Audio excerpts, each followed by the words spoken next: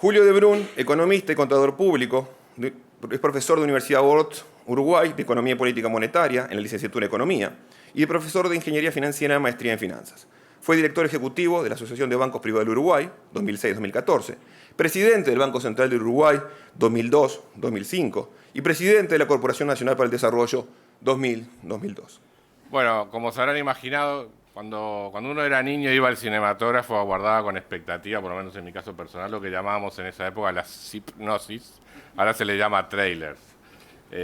Gabriel les contó el argumento general y el rol de Ariel y mío es hacer las escenas de acción, digamos, para invitarlos. Después van a venir los críticos. Soy un veterano. Las unanimidades suelen alcanzarse sobre cosas muy triviales o muy pueriles, por lo tanto, los procesos de transformación en general no surgen de un acuerdo mayoritario, sino de una ruptura del orden preexistente, normalmente asociada a una crisis, pero además de esa ruptura que implica un cambio de paradigma y la búsqueda de una alternativa, las transformaciones requieren dos cosas más. Uno, la tecnología, o sea, hacia dónde tenemos que ir, y otra es el liderazgo, o sea, quién es el que en definitiva transforma lo que hay en lo nuevo utilizando las herramientas existentes y la oportunidad. O sea que esos tres elementos, oportunidad, tecnología y liderazgo, son básicamente una constante que uno observa en todos los grandes procesos de transformación, ya sea en la sociedad, ya sea en Uruguay, en el resto del mundo, en las instituciones en general y en el Banco Central en particular, y eso es algo que recogemos frecuentemente en nuestro relevamiento a lo largo del libro. Así es como nace la institución, ya les comentó Ariel el tema de pérdida de prestigio del Banco República en el año 65, con la crisis financiera, la atribución de falta de controles, las irregularidades administrativas y los errores administrativos en el manejo de los pagos externos, cosa que a Ariel Fernández seguramente nunca le hubiera ocurrido. En definitiva, sensación de que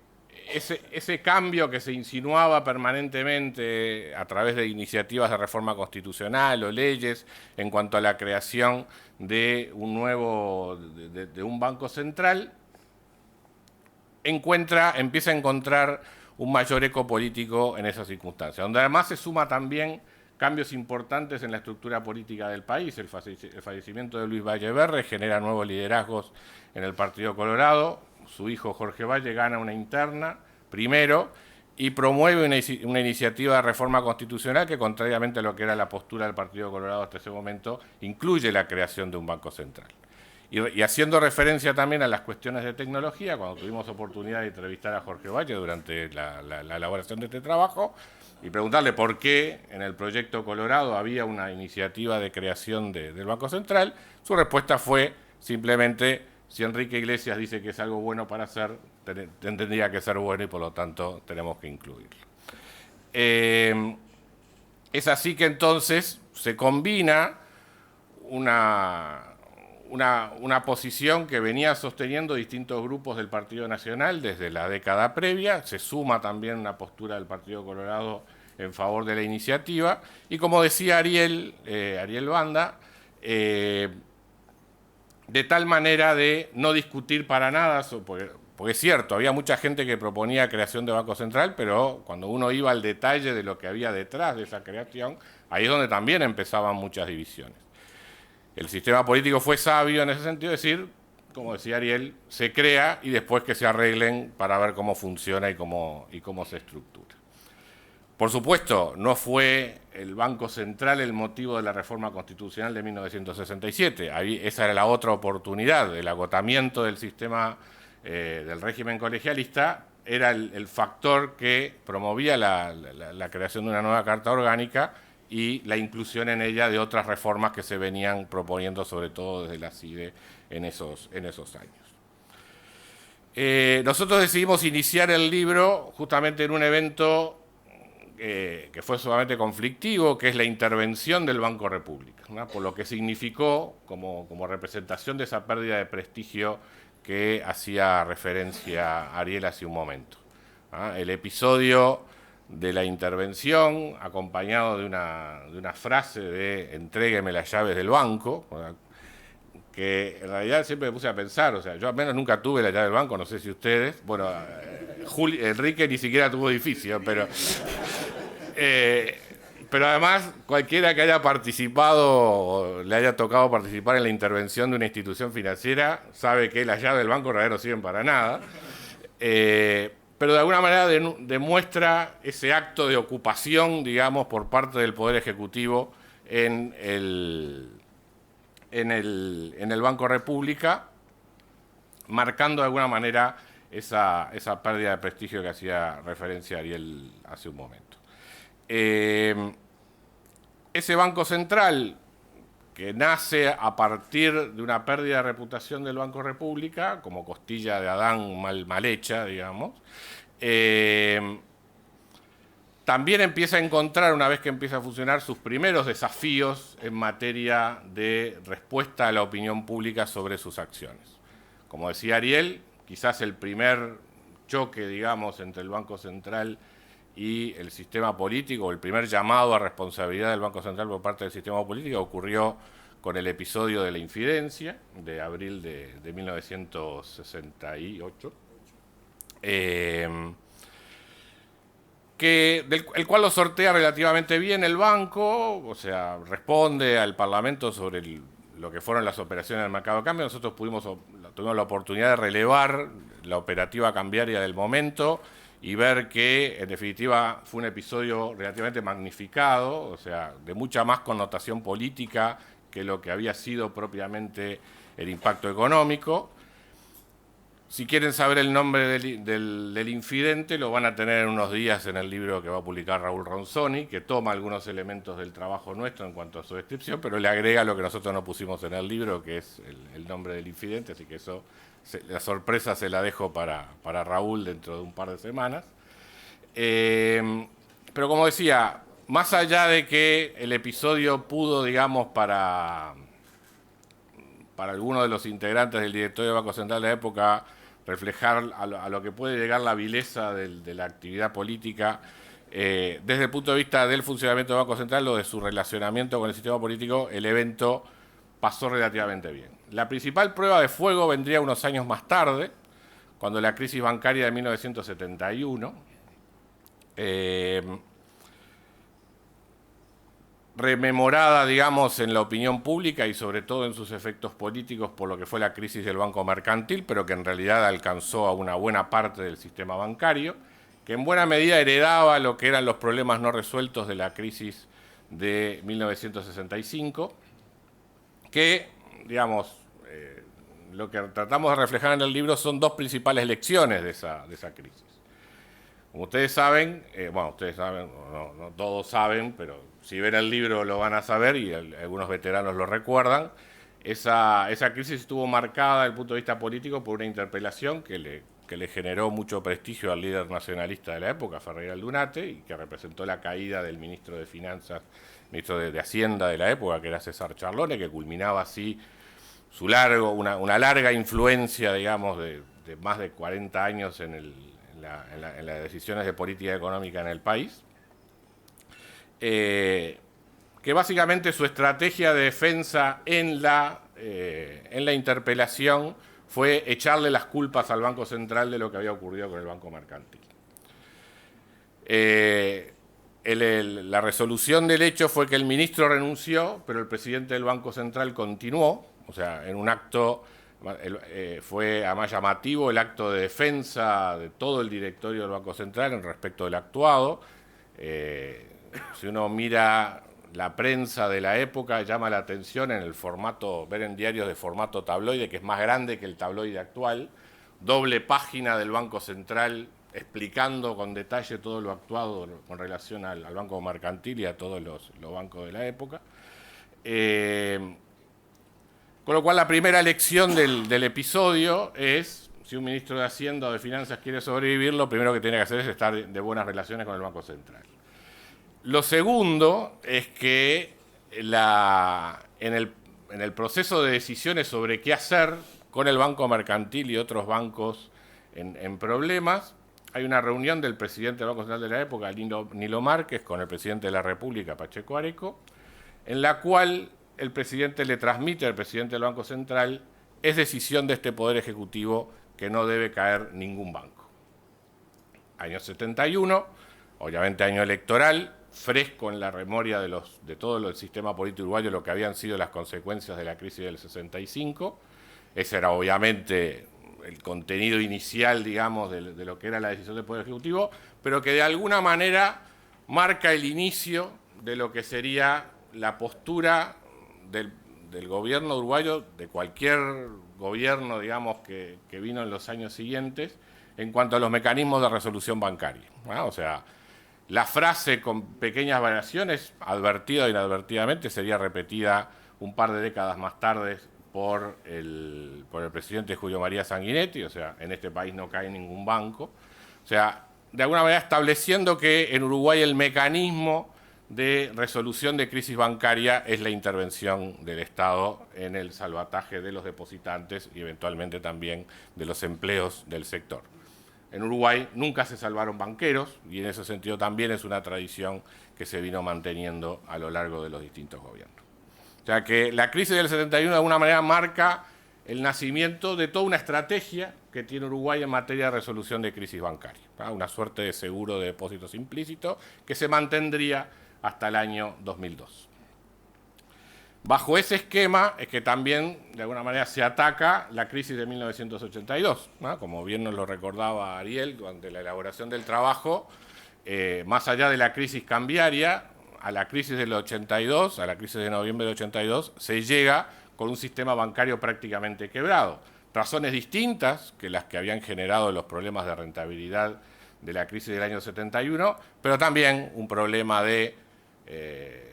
exceso de problemas de evaluación de carteras crediticias afectadas por la sobrevaluación que provocó primero el boom de commodities del año 78 y el aumento de los valores inmobiliarios asociados al atraso cambiario entre 1979 y 1981. La reversión de esos procesos dejó a los bancos con la pérdida de la mayor parte del colateral de sus garantías de crédito y con buena medida con carteras de crédito incobrables. Y ya en abril de 1982, o sea, 7 meses antes de la devaluación, el presidente de la época, Gil Díaz, estaba proponiendo en el directorio el mecanismo de compra de carteras como una forma de facilitar la venta de los bancos quebrados, llevando su patrimonio a cero a través de la toma por parte del Banco Central de la cartera problemática de esas instituciones, ¿no? O sea que el mecanismo de compra de carteras de 1982 fue una reedición de esta estrategia de resolver la crisis bancaria a través de una asunción de un costo fiscal por parte del conjunto de la sociedad. Esa crisis de 1982 derivó en una reestructura parcial del sistema bancario, dejó a algunos bancos todavía en problemas, los que se llamaron en la época los bancos gestionados, que eventualmente también seguirían repercutiendo y generando problemas en el funcionamiento del sistema bancario en los años subsiguientes, ¿no?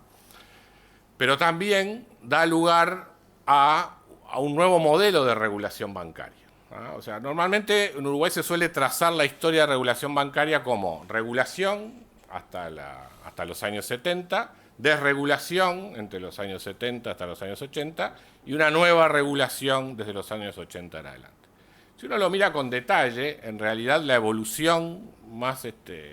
mejor caracterizada sería intervencionismo estatal hasta los años 70, liberalización posterior y regulación prudencial desde 1982 en adelante. Porque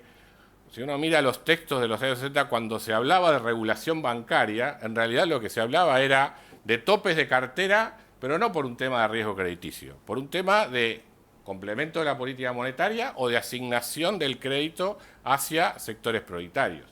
Los encajes, más que como un mecanismo de regulación de la liquidez de las instituciones financieras, eran o un complemento de la política monetaria o un financiamiento del Banco República cuando se obligaba a los bancos privados a depositar su encaje en el Banco República. Y así sucesivamente, todo lo que normalmente conocemos como medidas de regulación de la época, en realidad eran directamente intervención del Estado más que medidas de tipo prudencial.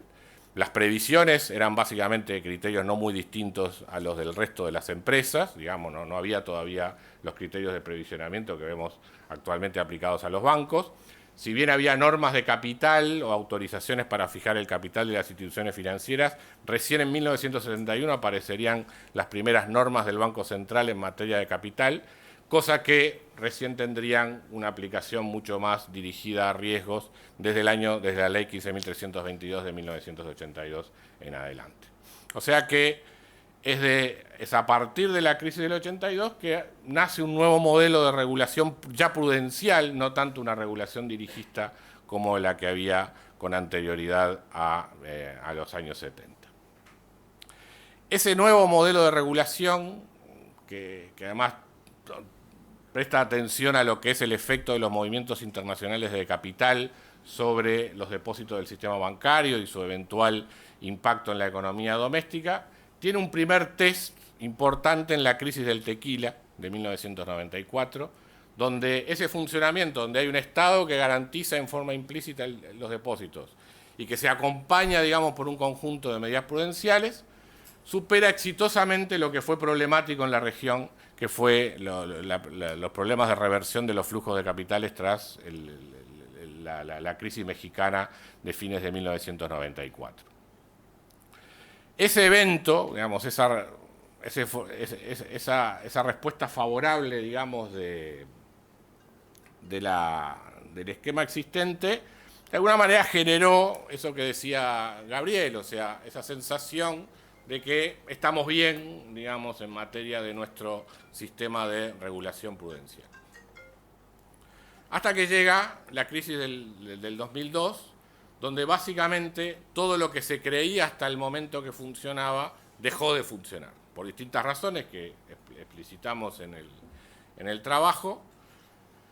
La presencia del Estado detrás del sistema bancario ya dejó de ser un elemento que disipara las sensaciones de crisis o los problemas de corrida en la institución bancaria. El episodio del entonces presidente del Banco Central de Uruguay, Ricardo Pascale, yendo a